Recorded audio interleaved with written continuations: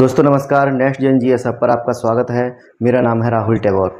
आज हम बात करेंगे सुनीता विलियम्स की, क्योंकि भारतीय मूल की अंतरिक्ष यात्री सुनीता विलियम्स अंतरिक्ष में फंस गई हैं। क्या वह अब कभी धरती पर वापस नहीं आ पाएंगी? क्या नासा की ये भारतीय वैज्ञानिकों के खिलाफ या भारतीय मूल के वैज्ञानिकों के खिलाफ कोई नई साजिश है?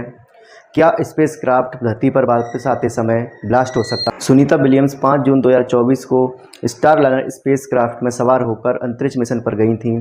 उनके साथ बुश विल्मोर भी थे। दोनों एस्ट्रोनॉट को 8 दिन तक इंटरनेशनल स्पेस स्टेशन में रुकना था और फिर 13 जून को वापस आना था। लेकिन स्पेस क्राफ्ट में तकनीकी दिक्कतों और हीलियम गैस के रिसाव के कारण अब तक ऐसा नहीं हो पाया है।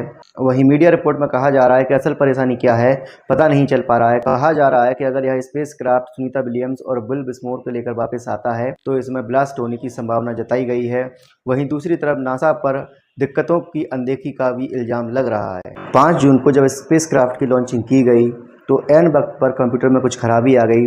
इसके बाद दूसरी कोशिश में इस स्पेस क्राफ्ट को लॉन्च किया गया। इसके पहले नासा ने कहा था कि स्पेस क्राफ्ट के सर्विस मॉड्यूल के थ्रस्टर में एक छोटा सा हीलियम लीक है। स्पेस क्राफ्ट में थ्रस्टर बहुत ही जरूरी पार्ट होता है।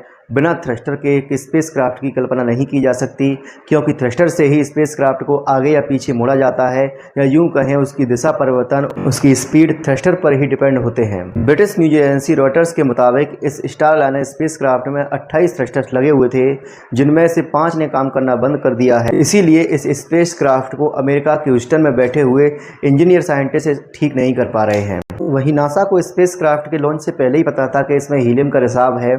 फ्लाइट के बारे में खराबी का पता होने के बाद भी उसको लॉन्च किया गया, ये समझ से परे है। अब आगे नासा के पास क्या रास्ता है? स्पेस क्राफ्ट के पास अब लगभग 20 दिन का फ्यूल शेष बचा है, क्योंकि इसको 13 जून को वापस आना था।